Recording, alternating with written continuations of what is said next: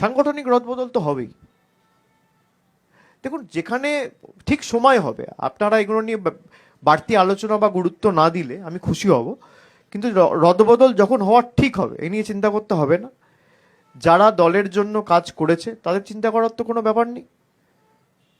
যারা গাছ, তোমার নাম কি ফলেই পরিচয়। আম গাছে যদি আম ঝোলে তাহলে আম গাছ, জাম গাছে জাম ঘুরলে জাম গাছ, আর কলা গাছে কলা বেরোলে কলা গাছ। তো আমি কত পরীক্ষিত, কত দক্ষ, কত রাজনৈতিকভাবে অভিজ্ঞ, তার রেজাল্ট দেখলেই তো বোঝা যাবে। তার পর্যালোচনা প্রসেস শুরু হয়ে গেছে। আমি আগেও বলেছিলাম যে আমি আমার মতো সেটা করে দলনেত্রীর কাছে জমা দিয়েছি। যখন হবে আপনারা দেখতে পাবেন। হয়তো নির্বাচনের পর নির্বাচন ছিল, পুজো ছিল, তারপরে এই বড়দিন টড়দিন ছিল, একটু সময় লেগেছে, কিন্তু ঠিক হবে।